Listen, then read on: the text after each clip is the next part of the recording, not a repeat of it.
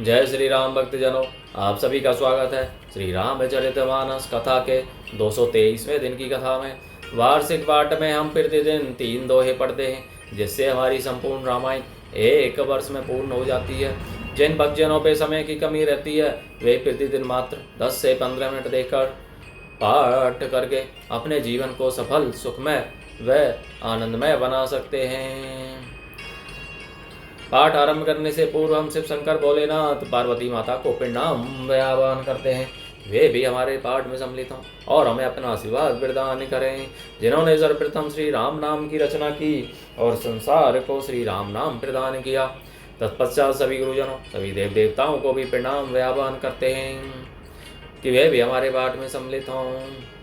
बोलो जय श्री दुर्गे माता की जय, श्री सूर्य नारायणाय नमः, श्री गणेशाय नमः, जय सरस्वती माता की जय, तुलसीदास जी की जय, जय जय श्री बजरंग बली की जय। तो शुरू करते हैं आज की कथा। सेवक कर पद नयन से मुख सो साहिब होई, तुलसी प्रीति की रीति सुनी सो कभी सराहई सोई। मंगल भवने अमंगल हारी, द्रवौ सदशरथ अजय रे बिहारी। सेवक हाथ पैर और नेत्रों के समान और स्वामी मुख के समान होना चाहिए। तुलसीदास जी कहते हैं कि सेवक स्वामी की ऐसी प्रीति की रीति सुनकर सो कभी उसकी सराहना करते हैं। सभा सकल सुनी रघुवर बानी, प्रेम पयोधी अमीय जनु सानी।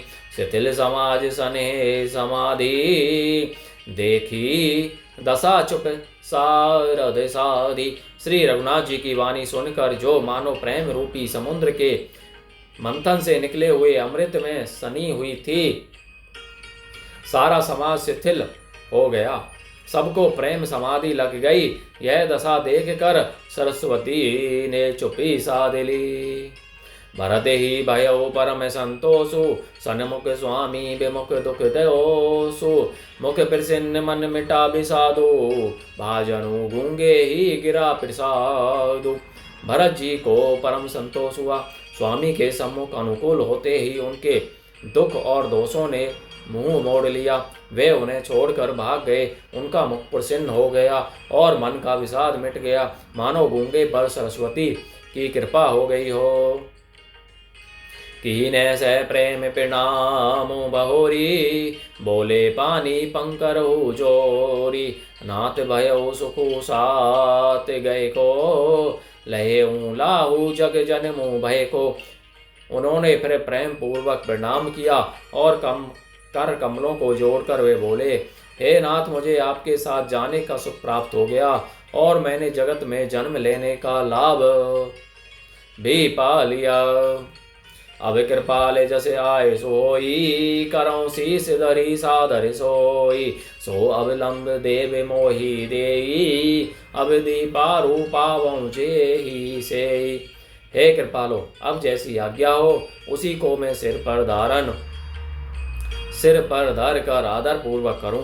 परंतु देव, आप मुझे वह अवलंबन अर्थात कोई सहारा दें जिसकी सेवा कर मैं अवधि का पार पा जाऊं, अवधि को बिता दूं। देव देव अभिषेक हित गुर अनुशासन पाई, आने सब तीरथ सलीलो ते ही कहें कहा रजाई। मंगल भवने अमंगल हारी, द्रवौ सदशरथ अजय रे बिहारी।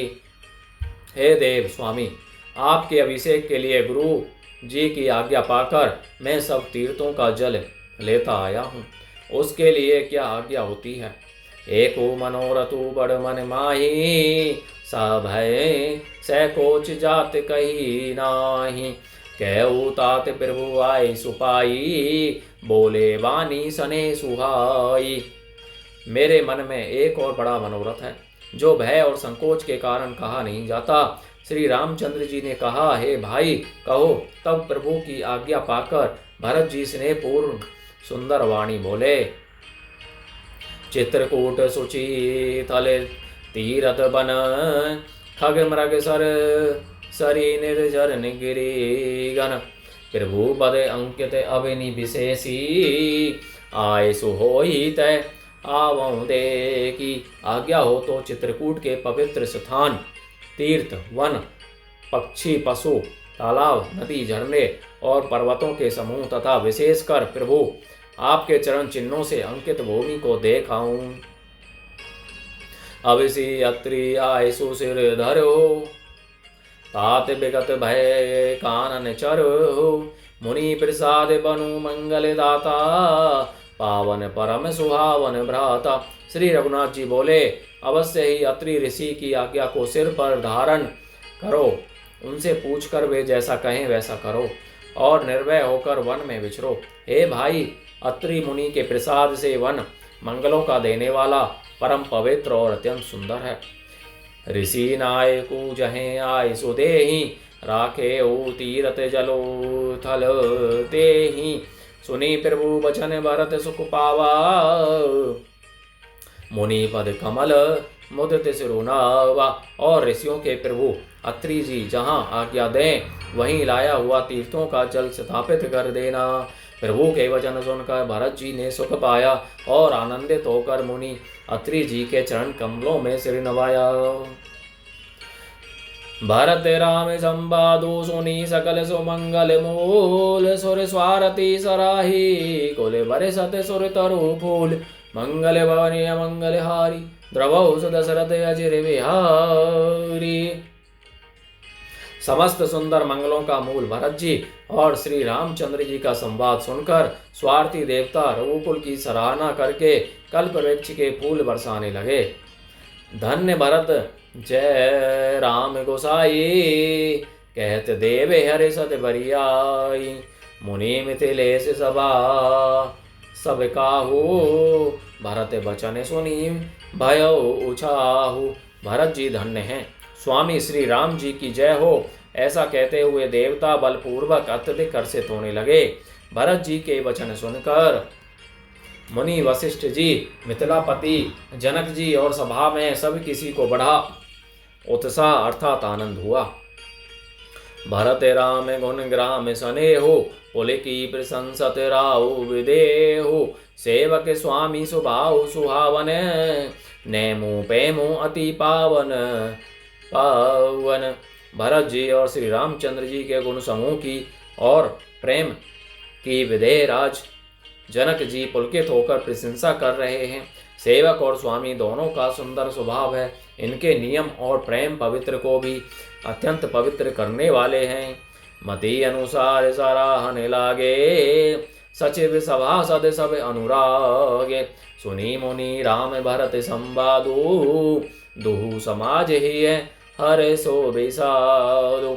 मंत्री और सभासद सभी प्रेम मुग्ध होकर अपनी अपनी बुद्धि के अनुसार सराहना करने लगे। श्री रामचंद्र जी और भरत जी का संवाद सुनकर दोनों समाजों के हृदयों में हर्ष और विषाद, भरत जी के सेवा धर्म को देखकर हर्ष और राम वियोग की संभावना से विषाद दोनों हुए। राम मातु दुख सुख सम जानी, कही गुण राम प्रबोधि रानी, एक एक ही रघुवीर बड़ाई, एक सराहत भरत भलाई। श्री रामचंद्र जी की माता कौशल्या जी ने दुख और सुख को समान जानकर श्री राम जी के गुण कहकर दूसरी रानियों को धैर्य बंधाया। कोई श्री राम जी की बड़ाई अर्थात बड़प्पन की चर्चा कर रहे हैं तो कोई भरत जी के अच्छेपन की सराहना करते हैं। भरत जी का तीर्थ जल स्थापन तथा चित्रकूट भ्रमण। अत्रि गए तब भरत सन शैल समीप सुकूप, राखिय तीरथ तोय तहे पावन अमिय अनूप, मंगल भवन मंगल हारी, द्रवौ सुदशरथ अजय विहारी। तब अत्रि जी ने भरत जी से कहा, इस पर्वत के समीप एक सुंदर कुआं है। इस पवित्र अनुपम और अमृत जैसे तीर्थ जल को उसी में स्थापित कर दीजिए। बोलो जय श्री रामचंद्र की जय। तो भक्तजनों, आज की कथा का विराम यहीं पर होता है। बोलो जय शिव शंकर भोलेनाथ, जय पार्वती माता की जय। जय श्री लक्ष्मी नारायण नमो नमः। जय श्री दुर्गे माता की जय। श्री गणेशाय नमो नमः। श्री सूर्य नारायण नमः। जय श्री सरस्वती माता की जय। श्री तुलसीदास जी की जय। बजरंग बली की जय। तो आप सभी से अनुरोध है कि श्री राम कथा को अपने बंधु बांधवों, मित्रजनों, सगे संबंधियों, बड़े बूढ़ों को पढ़ने के लिए कहें, जिससे वे भी इस राम कथा को पढ़ के अपने जीवन को सफल, सुखमय, आनंदमय व मंगलमय बना सकें।